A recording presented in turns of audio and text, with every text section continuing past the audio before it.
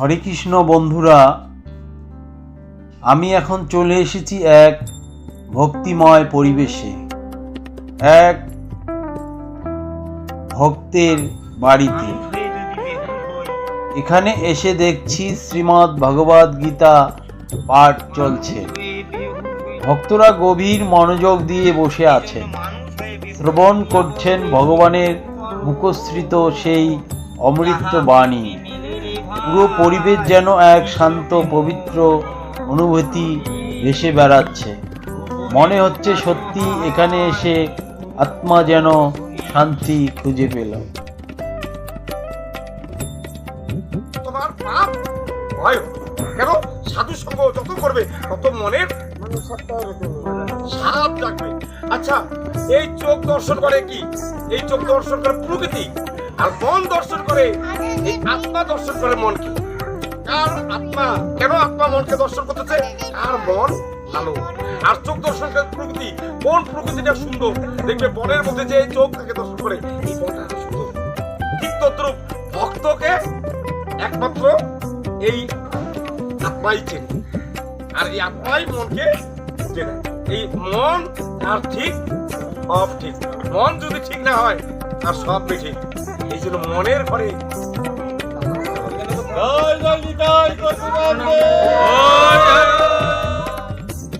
বন্ধুরা, আমরা যেখানেই ভগবানের নাম কীর্তন শুনতে পাই, সেখানেই আমাদের মন যেন শান্ত হয়ে যায়।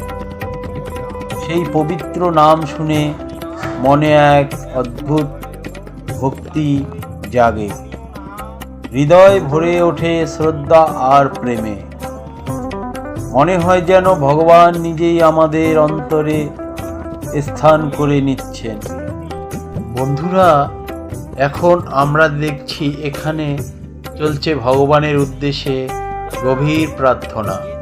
ভক্তরা ভগবানের কাছে প্রার্থনা করছেন। সকলের মনে যেন ভগবানের প্রতি শ্রদ্ধা, ভক্তি আর ভালোবাসা জাগে।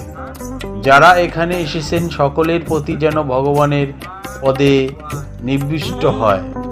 সবার মঙ্গল হোক, সর্বজনীন মঙ্গল হোক। ভগবান করুন এই পৃথিবীর সব মানুষ যেন সুখে থাকে, শান্তিতে থাকে। এক অপর ভক্তিময় পরিবেশে প্রার্থনা চলছে এই পবিত্র অনুষ্ঠানে। বন্ধুরা দেখুন, ভক্তরা একে অপরের সঙ্গে আলিঙ্গন করছেন। ভক্তি ভাব তাদের অন্তরে এক গভীর, যে ছেলে মেয়ে বৃদ্ধ সকলেই ভগবানের প্রেমে এক হয়ে গেছেন। এই অনুষ্ঠান প্রাঙ্গণে এমন এক দৃশ্য তৈরি হয়েছে যা সত্যি অপূর্ব। ভক্তি, শ্রদ্ধা আর ভালোবাসা ছাড়া এমন অক্ষর মুহূর্ত সম্ভব নয়। মনে হয় যেন ভগবানের আশীর্বাদে সবাই এক হয়ে গেছেন ভক্তির বন্ধনে।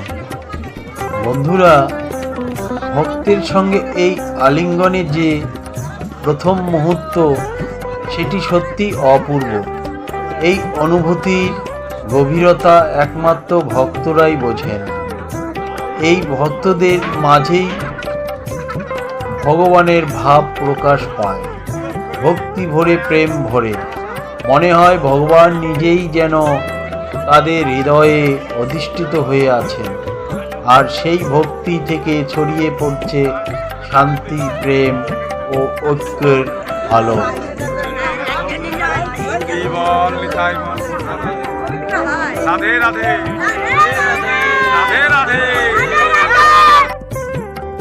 বন্ধুরা, অনুষ্ঠান শেষে এখন চলছে প্রসাদ বিতরণের পবিত্র পর্ব। ভক্তরা ভক্তি ভরে লাইন ধরে বসে পড়ছেন সেই প্রসাদ গ্রহণের জন্য।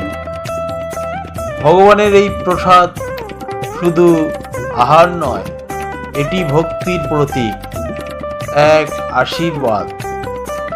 আসলেই ভগবানের প্রসাদ গ্রহণে যে আনন্দ, যে শান্তি পাওয়া যায়, তা জীবনের অন্য কোনো আনন্দে আমরা খুঁজে পাই না। ভক্তির এই মুহূর্তে হৃদয় ভরে ওঠে কৃতজ্ঞতায় আর ভগবানের করুণায়। দাদা কেমন হয়েছে? প্রসাদ কেমন হইলো? মহাপ্রসাদ। বন্ধুরা, আশা করি আপনাদের ভিডিওটি অনেক ভালো লাগবে। চ্যানেলটিকে লাইক, শেয়ার, কমেন্ট, সাবস্ক্রাইব করুন।